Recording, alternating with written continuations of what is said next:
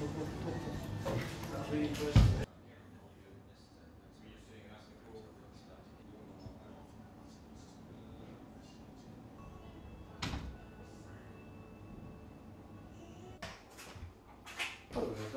come in. Have a seat. Okay. Well, Donald, we've got your new Bionic hand ready.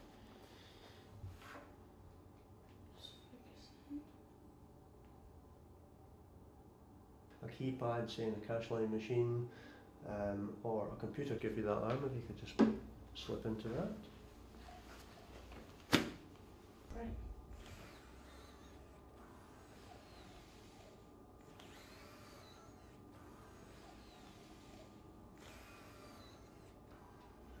I lost my hand in 1977 due to an accident I had in 1969. I cut my wrist with a glass that was in the arm of the chair. I went to stand up and my hand went through the glass.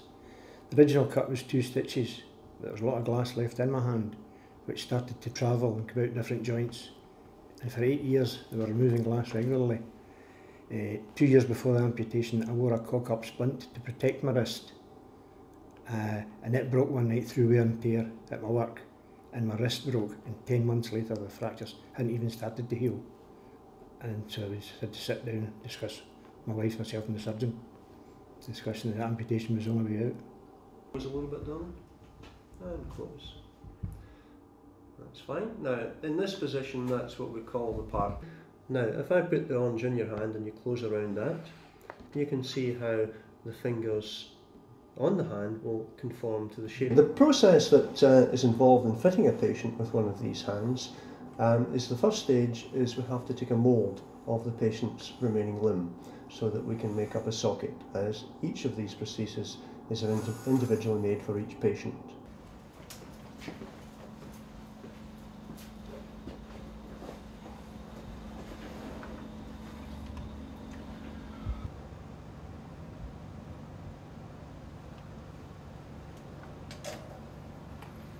How the hand actually works is the patient thinks of an action, and the brain sends a signal down through the central nervous system to a muscle group. Now we read that signal and it allows the hand to open and close. Now the really intelligent part about the hand is the way it adapts to the different shaped objects.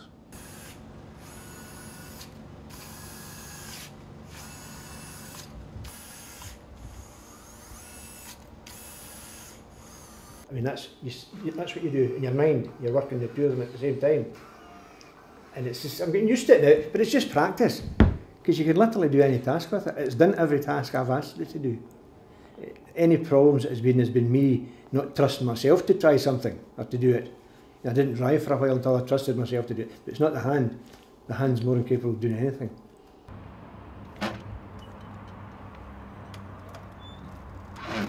Over there, far away side.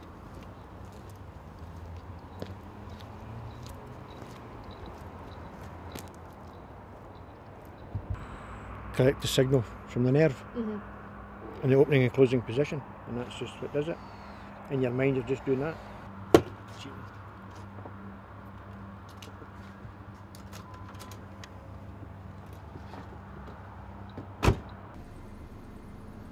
Put it on. Yeah. Right.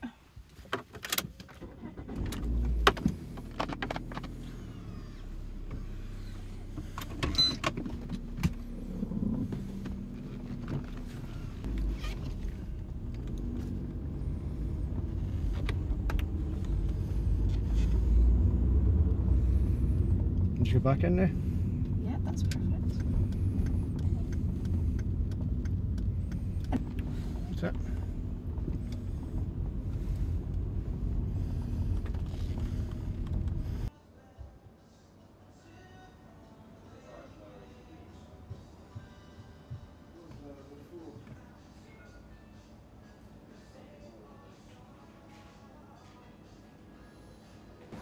Well, the actual cosmetic coverings are very interesting, because as you might imagine, each person's different and each person's skin tone is different. Even between holding your hand up high and holding your hand down low, your hand changes colour. So skin tone and cosmetic coverings are very important.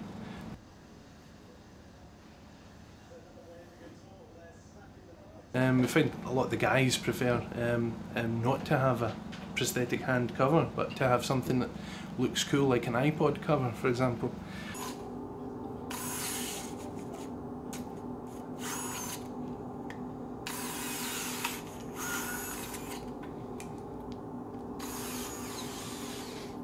Well, the future for Touch Bionics is to produce a whole arm system. So we have a prototype, shoulder, elbow, wrist, as well as the hand. And I think the future for the industry will be in the control of these things, because these devices have many more degrees of freedom that can actually be controlled by amputees today. Is it back working again? Eating, I can eat my dinner with a knife and fork now, which is, I haven't done that for 30 years. And I'm doing a lot of things that I haven't done for 30 years. I like cooking. And it's much easier at a cooker. I can hold the pot now and stir it, which I couldn't do before. You can pick it that way.